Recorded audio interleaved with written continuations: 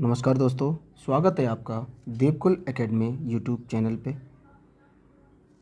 मैं देव आपका हार्दिक स्वागत करता हूं। आशा करता हूं आप सभी मस्त, स्वस्थ और ज़बरदस्त होंगे, बेहतर तरीके से अपनी स्टडी कर रहे होंगे। आज हम लोग एनसीईआरटी जो हर एग्ज़ाम के लिए महत्वपूर्ण है, उस एनसीईआरटी को 6 क्लास की ज्योग्राफी का चैप्टर फर्स्ट लेके चलेंगे। और पहले हम 6 क्लास कंप्लीट करेंगे, फिर हम 7th की तरफ जाएंगे, फिर 8th, फिर 9th, फिर 10th। 6 to 10th तक की एनसीईआरटी कराने की जिम्मेदारी मेरी है। हैंड रिटन नोट्स के माध्यम से मैं आपको बहुत बेहतर तरीके से ज्योग्राफी और पॉलिटी और हिस्ट्री, ऐसे धीरे धीरे पहले हम ज्योग्राफी कवर करेंगे, फिर हम अदर सब्जेक्ट की तरफ बढ़ेंगे। ठीक है, तो आज हम बात करेंगे क्लास 6 के। ठीक है, आज हम बात करने वाले हैं क्लास 6 की ज्योग्राफी के बारे में। ठीक है, जो हम बेहतर तरीके से कवर करने वाले हैं। तो बिना किसी देरी के आज की क्लास शुरू करते हैं। उससे पहले आपसे एक रिक्वेस्ट है कि अगर आप चैनल पर नए हैं तो आप चैनल को सब्सक्राइब जरूर करें और ज़्यादा से ज़्यादा लोगों तक वीडियो को शेयर करें अगर आपको वीडियो देखने के बाद बेनिफिशियल लगती है तो।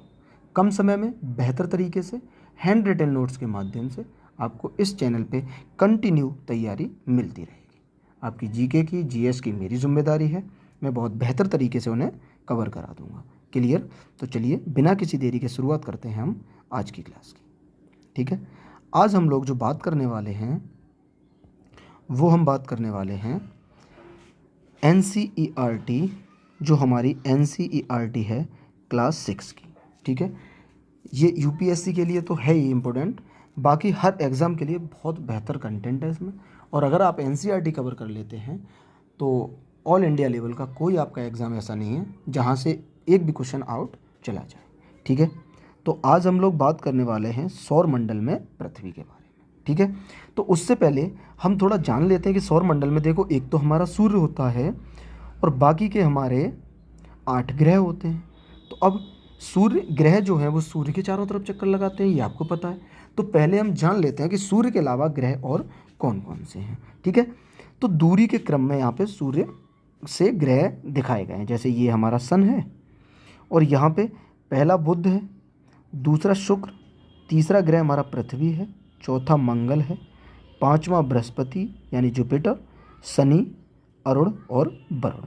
ये हमारे दूरी के क्रम में सूर्य से ग्रह का दूरी का क्रम दिया हुआ है। जैसे आपसे पूछ ले कि सूर्य से दूरी के क्रम में बृहस्पति का कौन सा क्रम है, तो आपका जवाब होगा कि बृहस्पति 1 2 3 4 5वां क्रम होगा। बृहस्पति का कौन सा क्रम होगा, तो आप बोलेंगे बृहस्पति का 5वां क्रम होगा। क्लियर? तो ऐसे आपको याद रखना है। अच्छा, पृथ्वी पूछ ले दूरी के अनुसार सूर्य से, तो पृथ्वी तीसरा ग्रह है। ठीक है, वहीं आपसे वरुण पूछ ले तो वरुण हमारा 8वां ग्रह है। ये हमें याद रखने हैं। ठीक है, तो ये दिया है आपका दूरी के अनुसार क्रम। ठीक है, अब यही हम बात करते हैं कि वर्तमान समय में वैज्ञानिकों द्वारा 8 ग्रहों को मान्यता दी गई है। सूर्य से दूरी के क्रम में पृथ्वी तीसरा स्थान रखता है। तो ये इम्पोर्टेंट है, इसको आप मार्क करें कि सूर्य से दूरी के क्रम में पृथ्वी तीसरा स्थान रखता है। ये आपको याद रखना है हर हाल में। ठीक है, तथा यही हम बात करें कि तथा हमारे सौरमंडल का 5वां सबसे बड़ा ग्रह है। तो दो चीज़ें क्लियर हुई कि सूर्य से दूरी के क्रम में पृथ्वी हमारा तीसरा ग्रह है और आकार में 5वां सबसे बड़ा ग्रह है। ठीक है, आकार में पृथ्वी 5वां सबसे बड़ा ग्रह है। आगे बात करें कि जो प्लूटो है हमारा, प्लूटो को वर्ष 2006 में बौने ग्रह की संज्ञा देकर इसको हटा दिया गया। पहले 9 ग्रह होते थे, 2006 में प्लूटो को ना बौने ग्रह की संज्ञा देकर इसको हटा दिया था ग्रहों की श्रेणी में से। तो यहाँ तक क्लियर? चलो अगली स्लाइड पे चलते हैं। अब हम एक एक ग्रह के बारे में जानेंगे। तो हमारा आज का टॉपिक है ग्रहों का वितरण। ठीक है, इसमें हम सबसे पहले बुध के बारे में बात करने वाले हैं। तो बुध के बारे में, यह सूर्य का सबसे नज़दीक ग्रह है। आपसे पूछे सूर्य का सबसे नज़दीक ग्रह कौन सा है, तो वो आपका बुध है। तथा आगे, तथा यह सबसे छोटा तथा सबसे हल्का ग्रह भी है। तो अब यहाँ से दो क्वेश्चन बने। पूछे कि सबसे छोटा ग्रह कौन सा है, तो आप बोलेंगे कि भैया सबसे छोटा ग्रह बुध है। फिर पूछे कि सबसे हल्का ग्रह कौन सा है, तो आप कहेंगे कि सबसे हल्का ग्रह भैया बुध है। 2 क्वेश्चन क्लियर हुए। आगे बात करते हैं। देखो क्वेश्चन इसी से बनते हैं, एनसीईआरटी से ही मोस्टली एग्जामों में क्वेश्चन आते हैं। अगर आपकी एनसीईआरटी कवर है 6 to 10th तो कोई एग्ज़ाम आपका ऐसा नहीं है जो क्वेश्चन ना बने, तो अच्छे से पढ़ते चलना। अच्छा, सूर्य के चारों ओर एक परिक्रमा लगाने में यह 88 दिन का समय लगाता है। यानी जो बुध है वो सूर्य की जो परिक्रमा करता है ना, उसमें इसे 88 दिन लगते हैं एक परिक्रमण काल पूरा करने में। क्लियर? तो अब हमारा बुध क्लियर हुआ। बुध से कोई भी क्वेश्चन होगा आपका हो जाएगा, इससे बाहर कोई क्वेश्चन बुध ग्रह से नहीं आता है। ठीक है, अब हम अगले की बात करते हैं। अगला है हमारा शुक्र ग्रह। शुक्र ग्रह के बारे में बात करते हैं। ठीक है, यह पृथ्वी का निकटतम, सबसे चमकीला और सबसे गर्म ग्रह है। ठीक है, आपसे पूछे पृथ्वी के सबसे निकटतम ग्रह कौन सा है, शुक्र। आपसे पूछे सौर मंडल में सबसे चमकीला ग्रह कौन सा है, तो वो भी आपका कौन सा होगा, शुक्र। और आपसे पूछे कि सबसे गर्म ग्रह कौन सा है, तो वो भी आपका कौन सा होगा, शुक्र। शुक्र के बारे में ये चीज़ें आपको याद रखनी है। ठीक है, आगे इस ग्रह को, एक सेकंड, इस ग्रह को सांझ का तारा या भोर का तारा भी कहा जाता है। ये भी पॉइंट महत्वपूर्ण है, याद रखना है।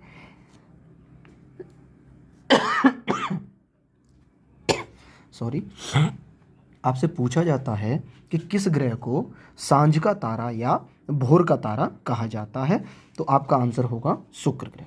ठीक है, इसे पृथ्वी का भगिनी ग्रह भी कहते हैं। ठीक है, पृथ्वी का भगिनी या पृथ्वी की बहन भी कहते हैं। पृथ्वी की जुड़वा बहन किसे कहते हैं, शुक्र को। पृथ्वी की भगिनी किसे कहते हैं, शुक्र को। तो ये भी आपको याद रखना है। ठीक है, अब सूर्य के चारों ओर एक परिक्रमा 255 दिन में लगाता है। यानी बुध को 88 दिन लगते थे सूर्य का परिक्रमा पूरा करने में, और शुक्र को 255 दिन लगते हैं सूर्य का एक परिक्रमा पूरा करने में, यानी सूर्य का एक चक्कर लगाने में। ठीक है, अगला अब हम अपने प्यारे पृथ्वी ग्रह के बारे में बात करते हैं। ठीक है, पृथ्वी के बारे में, पृथ्वी आकार में 5वां सबसे बड़ा ग्रह है। ठीक है, अभी हम पीछे कवर किए गए थे। ठीक है, पृथ्वी अपने अक्ष पर 23.5 डिग्री झुका है। ये महत्वपूर्ण है, इसको याद रखना है, ये आपका इम्पोर्टेंट है। इस पॉइंट को याद रखना है कि पृथ्वी अपने अक्ष पर 23.5 डिग्री झुकाव के साथ है। ठीक, आगे, यह सौर मंडल का एकमात्र ग्रह है जिस पर जीवन है। इसका एकमात्र उपग्रह चंद्रमा है। ठीक है, तो सौर मंडल का एकमात्र ये ग्रह है जिस पे जीवन यापन है, जीवन संभव है, और इसका एकमात्र उपग्रह है वो है चंद्रमा। और इस पृथ्वी का जो व्यास है वो 6,371 किलोमीटर है। पृथ्वी का व्यास आपसे पूछे तो 6371 किलोमीटर है, ये भी आपको याद रखना है। आगे बात करते हैं। यह अपना संपूर्ण प्रकाश एवं ऊष्मा सूर्य से प्राप्त करती है, जो पृथ्वी का सबसे नज़दीक का तारा है। सूर्य की परिक्रमा 365 दिन में पूर्ण करती है, या 1 वर्ष 14 दिन भी कह सकते हैं इसको। ठीक है, तो ये पृथ्वी जो है वो सूर्य का परिक्रमा 365 दिन में पूरा करती है। ठीक है, और ये अपनी ऊष्मा भी कहाँ से लेती है, तो पृथ्वी पे ऊष्मा भी सूर्य से प्राप्त होती है। क्लियर? चलो अगली स्लाइड की तरफ चलते हैं। ठीक है, अगला है हमारा मंगल ग्रह। ठीक है, अब हम मंगल ग्रह के बारे में जानते हैं। तो इसे लाल ग्रह भी कहा जाता है। तो एक प्रश्न बना यहाँ से, किस ग्रह को लाल ग्रह कहते हैं, तो आप बोलेंगे कि मंगल ग्रह को लाल ग्रह कहते हैं। अच्छा, इसके 2 उपग्रह हैं, एक फोबोस और एक डीमोस। मंगल ग्रह के कितने उपग्रह हैं, 2 उपग्रह हैं, एक आपका फोबोस है और एक आपका डीमोस है। बात करें कि ये सूर्य की जो परिक्रमा करता है वो 12 साल में करता है। 12 साल अथवा वर्ष एक ही बात है, ये 12 साल में सूर्य की परिक्रमा पूरी करता है। क्लियर? अब इतने ही प्रश्न यहाँ से बनते हैं। अगला हम चलते हैं बृहस्पति की तरफ। ठीक है, 6 क्लास की एनसीईआरटी है, तो उसी हिसाब से इसमें हमने डिटेल रखी है। धीरे धीरे हम बढ़ते जाएंगे तो क्वेश्चन और अच्छे हमारे सामने आते जाएंगे। अब बात करें कि बृहस्पति, यह सौर मंडल का सबसे बड़ा ग्रह है और इसका उपग्रह गैनीमीड है। ठीक है, गैनीमेड लिखी है लेकिन गैनीमीड इसका एक उपग्रह है। ठीक है, तो ये याद रखना है कि सौरमंडल का सबसे बड़ा ग्रह कौन सा है, तो आप बोलेंगे कि हमारा बृहस्पति सौरमंडल का सबसे बड़ा ग्रह है और इसका उपग्रह है एक गैनीमीड। क्लियर। आगे, सूर्य की परिक्रमा 12 वर्ष का समय लगाती है, यानी जो बृहस्पति है वो सूर्य की परिक्रमा पूरा करने में 12 साल का समय लेता है। अब आगे बात करते हैं हम यहीं पे शनि ग्रह के बारे में। ठीक है, तो शनि के बारे में बात करते हैं। यह आकार में दूसरा सबसे बड़ा ग्रह, यानी बृहस्पति के बाद दूसरा सबसे बड़ा ग्रह कौन सा है, तो वो है आपका शनि। और इसका एक उपग्रह है जिसका नाम है टाइटन। इसका एक उपग्रह, उसका नाम क्या है, तो टाइटन इसका एक उपग्रह है। क्लियर। सूर्य के चारों ओर एक परिक्रमा यह 29 वर्ष में पूरी करता है, यानी इसको 29 वर्ष लगते हैं सूर्य की एक परिक्रमा पूरी करने में। ठीक है, जैसे ही जैसे दूरी बढ़ेगी तो समय भी बढ़ेगा। अब हम बात करते हैं अरुण ग्रह की। ठीक है, अरुण की बात करते हैं, तो यह आकार में तीसरा सबसे बड़ा ग्रह है, यानी पहला है बृहस्पति, दूसरा सबसे बड़ा है शनि, तीसरा है अरुण। ठीक है, और इसकी खोज, ये महत्वपूर्ण है, कभी कभी पूछता है कि इसकी जो खोज है वो 1781 ईस्वी में विलियम दर्सले ने की थी। और इसका जो एक उपग्रह है वो टाइटेनिया है, जो यह सूर्य की परिक्रमा 84 वर्ष में पूरी करता है। तो अब इसको हम समझते हैं। अरुण जो है वो आकार में तीसरा सबसे बड़ा ग्रह है और इसकी खोज 1781 ईस्वी में विलियम दर्सेल ने की थी। आगे इसका एक उपग्रह है जिसका नाम है टाइटेनिका। फिर बात करें कि यह सूर्य की परिक्रमा, तो सूर्य की परिक्रमा यह 84 दिनों में पूरी करता है। क्लियर। अगला हमारा है वरुण ग्रह। वरुण के बारे में जानकारी लेते हैं। वरुण के बारे में क्या है कि यह सूर्य से सबसे दूर स्थित ग्रह है। ठीक है, और इसका जो एक उपग्रह है वो है ट्राइटन और यह सूर्य की परिक्रमा 164 वर्ष में पूरी करता है। तो यहाँ से क्या क्लियर हुआ कि सूर्य से सबसे दूर स्थित ग्रह कौन सा है, तो वो हमारा वरुण है और इसका एक उपग्रह है ट्राइटन। और अगर पूछे कि सबसे अधिक समय सूर्य की परिक्रमा करने में किस ग्रह को लगता है, तो वो हमारे वरुण ग्रह को लगता है। इसे 164 वर्ष लगते हैं, तब ये सूर्य की एक परिक्रमा पूरी कर पाता है। क्लियर। अगला देखते हैं। अब हम बात करते हैं अपने सूर्य की। ठीक है, अब हम बात करते हैं सूर्य की। ठीक है, सूर्य से बनने वाले महत्वपूर्ण प्रश्न देखेंगे। अब इसमें इसे अर्थात सूर्य को सौर परिवार का मुखिया कहा जाता है। आपसे पूछे सौर परिवार का मुखिया किसे कहते हैं, तो आपका जवाब होगा कि सूर्य को सौर परिवार का मुखिया कहा जाता है। अच्छा, सूर्य सौरमंडल के केंद्र में स्थित बड़ा तारा है। सौरमंडल के केंद्र में स्थित बड़ा तारा कौन है, तो वो सूर्य है। क्लियर। आगे यह बहुत बड़ा एवं अत्यधिक गर्म गैसों से बना है। यह बहुत बड़ा है एवं अत्यधिक गर्म गैसों से बना है। अच्छा, कौन कौन सी गैसों से बना है, इसमें हाइड्रोजन है 73.46%, इसमें हीलियम है 24.85%, इसमें ऑक्सीजन भी है 0.77%, इसमें कार्बन है 0.29%। क्लियर। तो यहाँ से पूछे कि सूर्य में सर्वाधिक मात्रा में कौन सी गैस पाई जाती है, तो आप बोलेंगे हाइड्रोजन। और अगर ये पूछ ले कितनी, तो आप याद रखेंगे कि 73.46% हीलियम सूर्य में पाई जाती है। क्लियर। आगे इसका खिंचाव, एक सेकंड, इसका खिंचाव बल जिसमें सौरमंडल को बांधे रखता है। इसका जो खिंचाव बल है वो सौरमंडल को बांधे रहता है, तो ये भी याद रखना है आपको।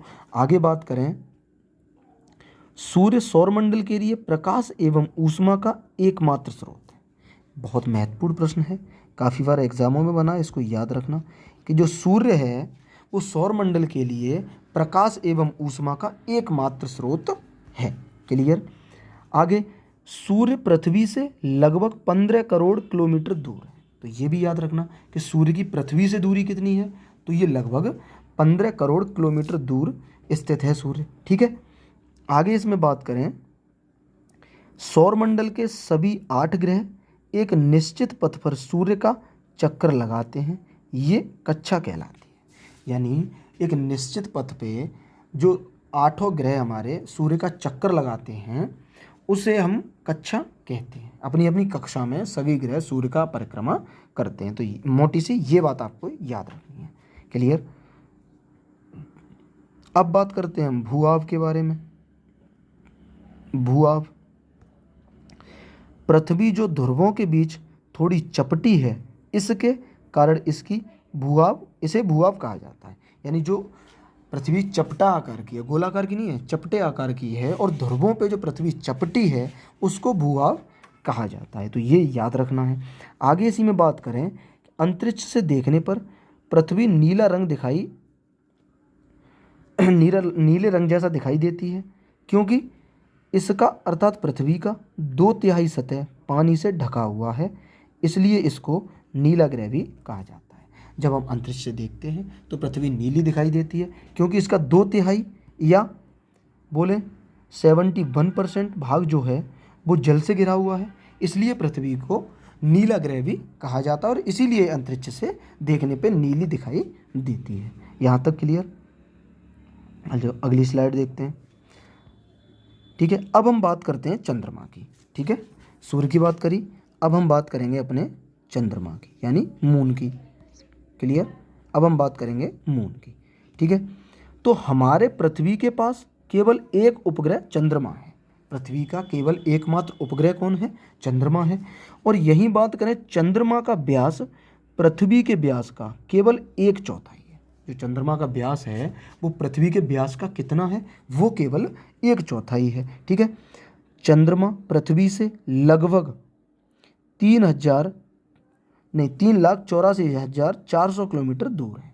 यानी चंद्रमा से जो पृथ्वी की दूरी है वो 3,84,400 किलोमीटर की है।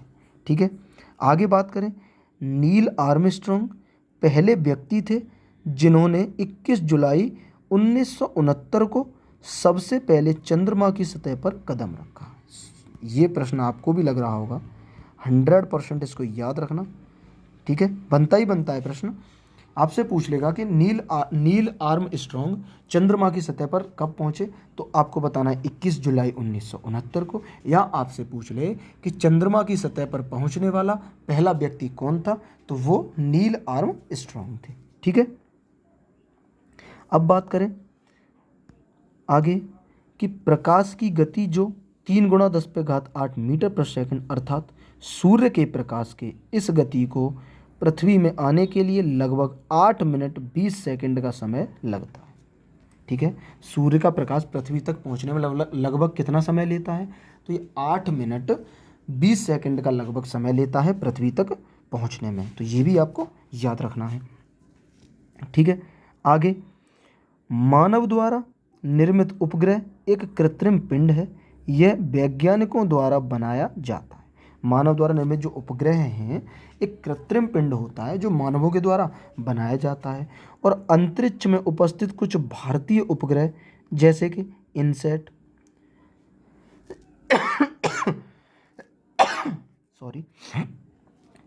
IRS, एडुसेट आदि हैं। यानी भारत की तरफ से कुछ अंतरिक्ष में स्थित उपग्रह थे जो हमें इस 6 क्लास की NCERT में बताया गया है। ठीक है, आगे हम बात करें, चंद्रमा पृथ्वी का एक चक्कर लगाने में लगभग 27 दिन लगाता है एवं लगभग इतने समय में यह अक्ष पर एक चक्कर भी पूरा कर लेता है। यानी चंद्रमा अपने अक्ष पर भी इतने ही समय में एक चक्कर पूरा करता है और ये पृथ्वी का एक चक्कर लगाने में 27 दिन लगाता है। इसी के चलते हमें चंद्रमा का केवल एक भाग ही दिखाई देता है। तो क्या याद रखना है कि इसी के चलते हमें चांद का केवल एक भाग ही दिखाई देता है। तो ये भी आपको याद रखना है। क्लियर। आगे चलते हैं अगली स्लाइड पे। ठीक है, अब बात करें पूर्णिमा। तो पूर्णिमा क्या है? पूर्ण चंद्र को लगभग 1 महीने में एक बार देख सकते हैं। यह पूर्ण चंद्र वाली रात पूर्णिमा कहलाती है। यानी जब हम पूरा चांद देखते हैं उस दिन को हम पूर्णिमा कहते हैं। ठीक है, ये सीधी सी बात आपको याद रखनी है। अब बात करते हैं अमावस्या की। अमावस्या तो इसके 15 दिन बाद इसे हम नहीं देख सकते। यह नए चंद्रमा की रात्रि या अमावस्या रात्रि कहलाती है। ठीक है, अमावस्या कहलाती है। यानी जब हमें पूर्ण चंद्र वाली रात जो पूर्णिमा होती है उसके 15 दिन बाद हम चंद्रमा को नहीं देख सकते और इसे ही चंद्रमा की रात्रि या अमावस्या कहते हैं। अब हम जानते हैं खगोलीय पिंड के बारे में। ठीक है, खगोलीय पिंडों के बारे में। तो सूर्य, चंद्रमा तथा वे सभी वस्तुएं जो रात के समय आसमान में चमकती हैं, ठीक है, खगोलीय पिंड कहलाते हैं। खगोलीय पिंड कौन होते हैं? सूर्य, चंद्रमा तथा वे सभी वस्तुएं जो रात के समय आसमान में चमकते हैं खगोलीय पिंड कहलाते हैं। क्लियर? अच्छा, कुछ खगोलीय पिंड बड़े आकार वाले होते हैं। यह गैसों से बने होते हैं। इनके पास अपनी ऊष्मा तथा प्रकाश होता है। कुछ खगोलीय पिंड बड़े आकार के होते हैं, गैसों से बने होते हैं और इनके पास खुद की ऊष्मा और प्रकाश होता है जिसे वे बहुत बड़ी मात्रा में उत्सर्जित करते हैं तथा इन्हीं खगोलीय पिंड को तारा कहते हैं। सूर्य भी एक तारा है। ये याद रखना है कि सूर्य भी एक हमारा तारा है। क्लियर? यहाँ तक आपको मैं आशा करता हूँ समझ आया होगा। अब हम बात करते हैं नक्षत्र मंडल की। ठीक है, नक्षत्र मंडल तारों के विभिन्न समूहों द्वारा बनाई गई विविध आकृतियों को नक्षत्र मंडल कहते हैं। ठीक है, जैसे अर्सा मेजर या बिग बियर, इसी प्रकार के कुछ नक्षत्र मंडल हैं। ठीक है, बियर या बिग बियर या सप्तऋषि ये 7 तारों का समूह है। जो बिग बियर या सप्तऋषि जो है ये 7 तारों का समूह है जो कि नक्षत्र मंडल अर्सा मेजर का भाग है। तो सप्तऋषि किस नक्षत्र मंडल का भाग है? अर्सा मेजर नक्षत्र मंडल का भाग है और यह 7 तारों का समूह है। क्लियर? अब हम बात करते हैं ध्रुव तारे की। ठीक, आसमान उत्तर दिशा की ओर चमकता हुआ तारा ध्रुव तारा कहलाता है। यानी आसमान में उत्तर दिशा की ओर देखने पर जो सबसे चमकीला तारा होता है उसे ध्रुव तारा कहा जाता है। प्राचीन समय में लोग इसका उपयोग दिशा का पता लगाने में करते थे। यानी प्राचीन समय में इसका उपयोग दिशाओं का पता लगाने में किया जाता था। ठीक है, चलिए अगली स्लाइड, और ये सेकंड लास्ट स्लाइड है। इसके बाद हमारा 6th क्लास का ज्योग्राफी का एनसीईआरटी का पहला चैप्टर कंप्लीट होता है। ठीक है, एक एक चैप्टर करके ऐसे ही आपको डेली कराया जाएगा। तो ठीक है, अब बात करते हैं ग्रह के बारे में। ठीक है, ग्रहों में अपना प्रकाश एवं ऊष्मा नहीं होता है। जितने भी ग्रह हैं उनका खुद का प्रकाश या खुद की ऊष्मा नहीं है। यह तारों के प्रकाश एवं ऊष्मा से प्रकाशित होते हैं। ऐसे ही पिंड ग्रह कहलाते हैं। यानी जो पिंड जिनके पास खुद की ऊष्मा और खुद का प्रकाश नहीं होता वो ग्रह कहलाते हैं और यह अपना प्रकाश और ऊष्मा तारों से एब्जॉर्व करते हैं या तारों से ग्रहण करते हैं। ठीक है, वो ग्रह कहलाते हैं। इसी में आगे बात करें खगोलीय पिंड एवं इनकी गति के संबंध में अध्ययन करने वालों को खगोल शास्त्री कहते हैं। खगोलीय पिंड एवं इनकी गति के संबंध में जो अध्ययन करते हैं उन्हें खगोल शास्त्री कहते हैं। ठीक है, आर्यभट्ट प्राचीन भारत के प्रसिद्ध खगोल शास्त्री थे। ठीक है, आर्यभट्ट प्राचीन भारत के प्रसिद्ध खगोल शास्त्री थे।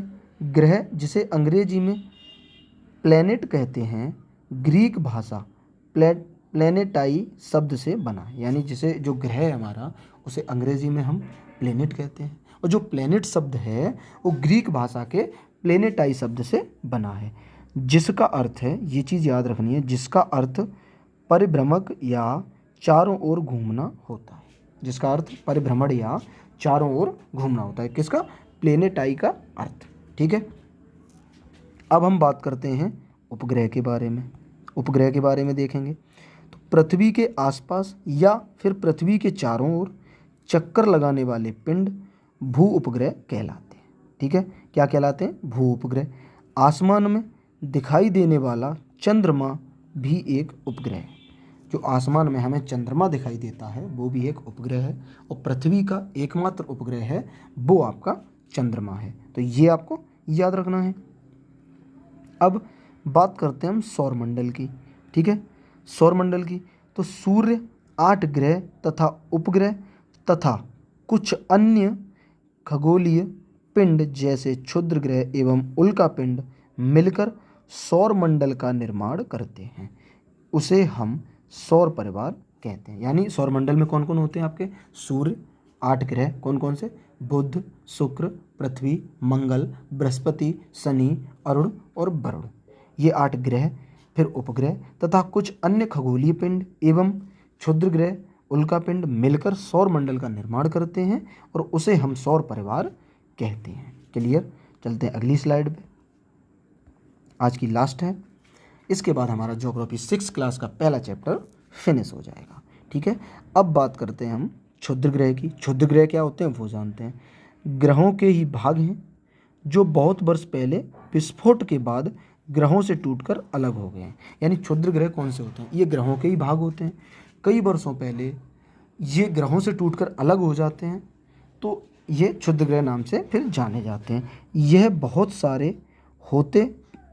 सारे छोटे पिंड भी सूर्य के चारों ओर चक्कर लगाते हैं।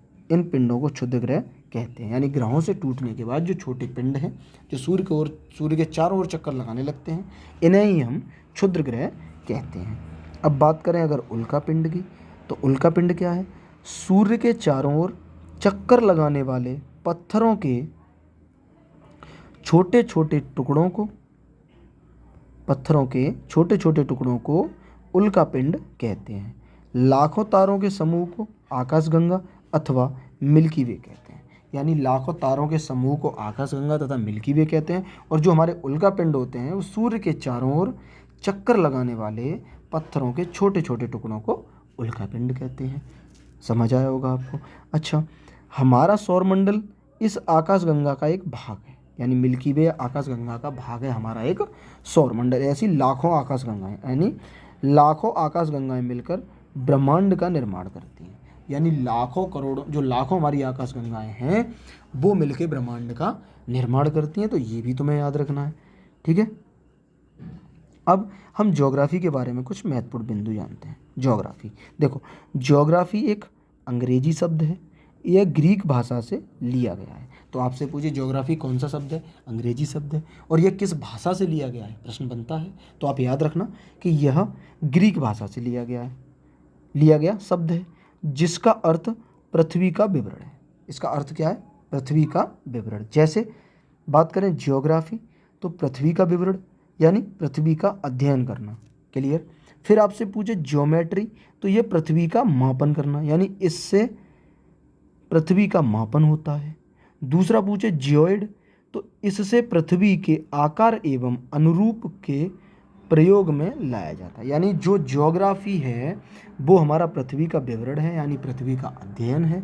ज्योमेट्री से पृथ्वी का मापन किया जाता है। और जियोइड अगर पूछे तो इससे पृथ्वी के आकार एवं अनुरूप के प्रयोग में इसे लाया जाता है, ठीक है। तो ये हमें याद रखना है। तो हमारी आज की क्लास यही समाप्त होती है। उम्मीद करूँगा कि आपको क्लास बेहतर तरीके से समझ आई है, अच्छी लगी है। अगर आपको क्लास अच्छी लगी है तो आप डेली मेरे YouTube चैनल के माध्यम से इसकी प्रैक्टिस कर सकते हैं और रिवीजन कर सकते हैं। अगर हैंड रिटन नोट्स प्राप्त करने हैं तो वो आपको फिर पेड वे में मिलेंगे, वो आपको ऐसे नहीं मिलेंगे। या तो आप खुद के नोट्स बनाएं या आप पेड इसके मिलेंगे तो वो आप ज्वाइन कर सकते हैं। अब कुछ लोग यहाँ बिजनेस बोलेंगे तो भाई आपको लगेगा कि बिजनेस है, लेकिन इसके पीछे कितनी मेहनत होती है वो मैं समझ सकता हूँ, या जो लोग करते हैं लिखते हैं उन्हें पता होगा, ठीक है। तो यहाँ तक मेरी क्लास रही। इस क्लास की जो PDF है वो आपको मिल जाएगी टेलीग्राम चैनल पे, तो वहाँ से आप ले सकते हैं।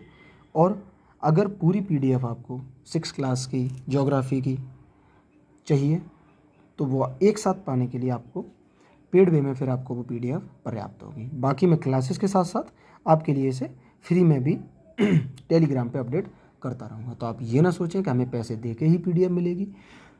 डेली के डेली PDF आपको टेलीग्राम पे मिलेगी। जैसे क्लासेस होती जाएंगी वैसे वैसे आपको PDF मिलती जाएगी।